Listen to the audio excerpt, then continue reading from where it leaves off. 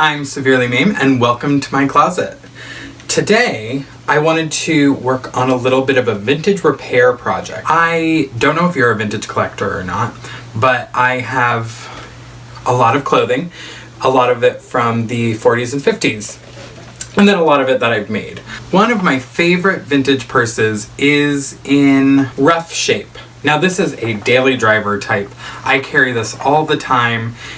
It's just a big crocheted clutch, probably from the 40s, with a big metal zipper, and, well, technically there was a lining at one point, but just barely these days. Oh, there's even hidden surprises, like an earring and a photo strip in the lining right now.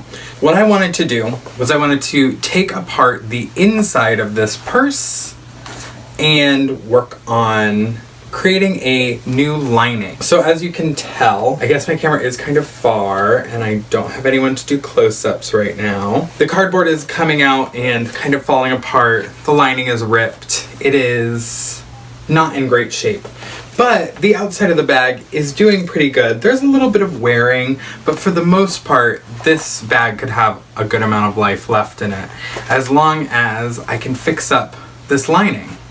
So what I want to do is take out this original zipper and lining, copy it, and then make new filling for it. Now, when I say filling, I mean something to structure it with.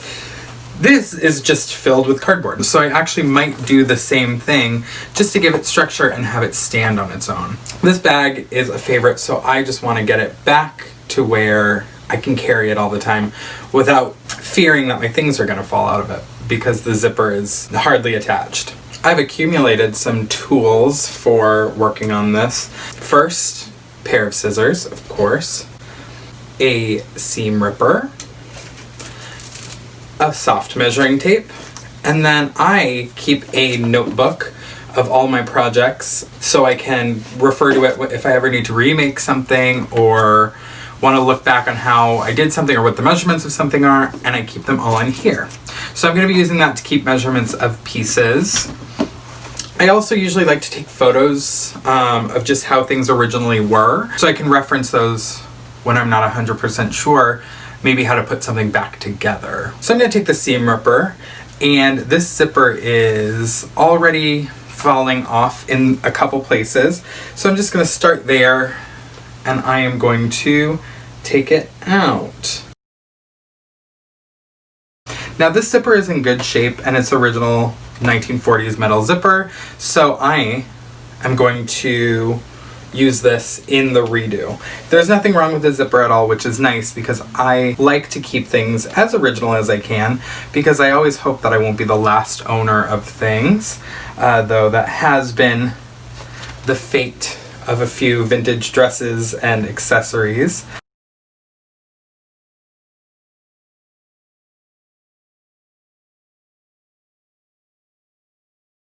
I've gotten the zipper out with little to no issue. I'll hit this baby with an iron before I do anything with it, but first I am going to get back into this bag and detach this lining the rest of the way. It's already starting to give. Oof, this is very dusty. I'm regretting my decision to wear eyelashes right now because all they're doing is giving the dust a direction to fly into my eyeballs. That was very easy. I successfully got the lining out of the bag. Now this bag was probably hand crocheted by someone. That was a fairly popular thing to do in the 40s and 50s. The internet is full of patterns you can follow if you're someone who crochets to make bags like this. I am not someone who can crochet. I can knit. I have 3 sweaters currently going, which, you know, doesn't really bode well for the idea of me finishing any of them because I have so many going on at once, but that's not what I'm here to talk about. So, the shell. For now, I'm just going to put this down and we will get back to this. What I am concerned about most right now is this lining. This lining is in rough shape, as you can see. I kept losing change and then finding things like in the lining, under the lining. When I was living in New York, and I used to go to clubs all the time, there was always like things you couldn't take in, and sometimes they were like arbitrarily stupid, but whatever. So all of my vintage bags, most of the linings were busted, so I would be the one who like carried in whatever we couldn't bring. Don't worry, Mom.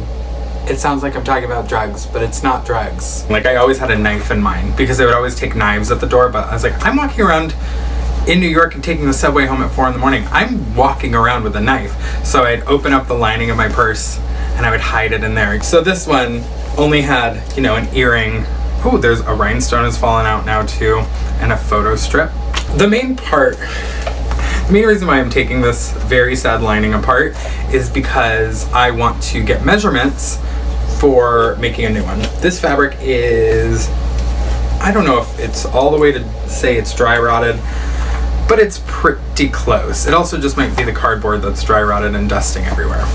So this is primarily hand stitched together in kind of a weird way, but that maybe shows me that I might have to do a little bit more hand sewing than expected to get this project fully together. So I'm going to take this apart and I will show you what it yields.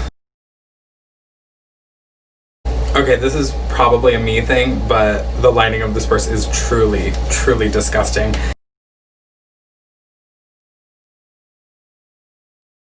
First thing I do want to show you is all of the cardboard pieces seem to be covered or completely stitched through with fabric. I'm probably not going to do it that way.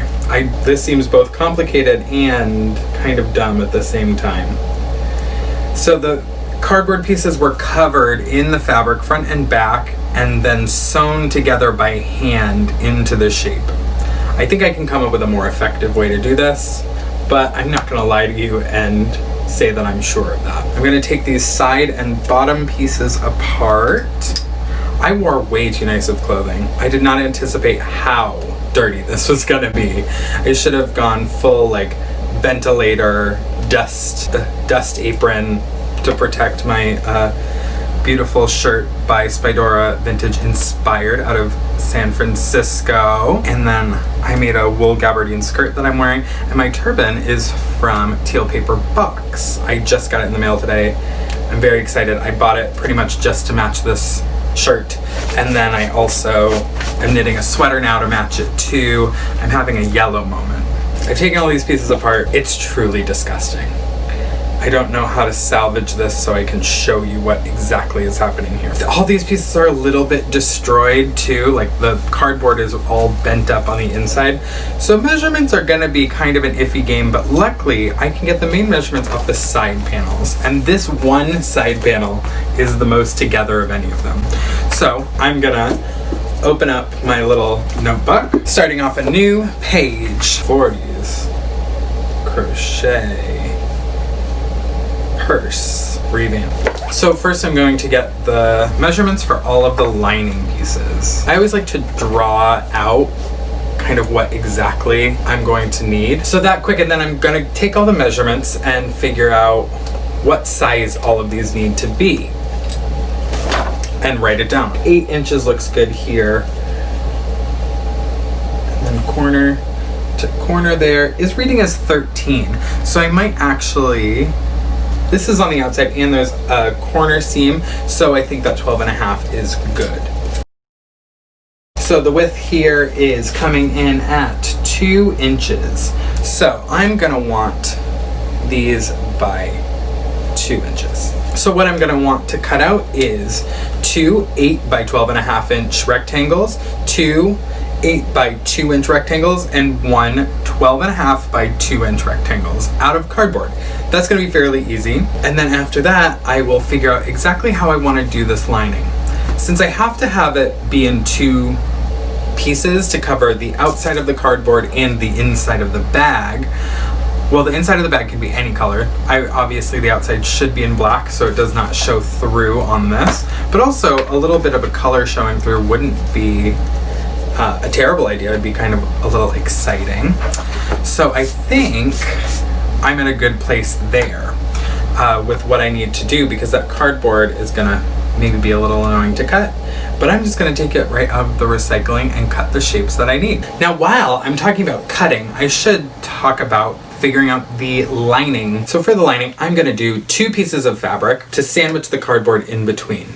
It's going to wrap around the bottom, up the sides, and go up to the top with a zipper in the top of it. What I'm going to want to do for that measurement is take the bottom 2 inches, add the 8 inches in height that it's going to have to go up on both sides, 8, and then the 2 on the top is going to give it 20 inches. 20 inches on one side, and then the other side will be the 12.5 for the width of the bag. Now, of course, have to add seam allowance to that, so I'll add a 1/2 inch on each side. So 13.5 inches by 20. On the 20, I will have to add 2 1/2 inch seam allowances to install the zipper. So I'm going to cut 2 21 and 13.5 inch rectangles, and that will be the base of my lining, plus the 2 side pieces. When I make the 2 side pieces, I'm going to do them similarly to how they were originally done, where I'm going to cover the pieces in the fabric and stitch them around, and then I will sew them to the main body to keep that shape before I install it.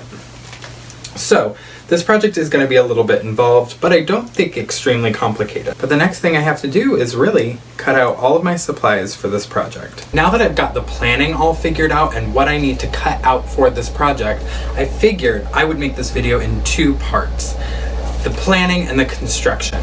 So we've got everything figured out. I know what I need to do, but I'm gonna wrap this video up. Thank you so much for watching. Make sure to look out for part 2, and make sure to like and subscribe. Let me know down below if you have any vintage purses that have fallen apart, if you've done any repairs on them, or if you have a vintage purse that you're curious how you think you'd repair it. Maybe I can help. Thank you so much for watching. I'm severely Mame. I will see you guys soon.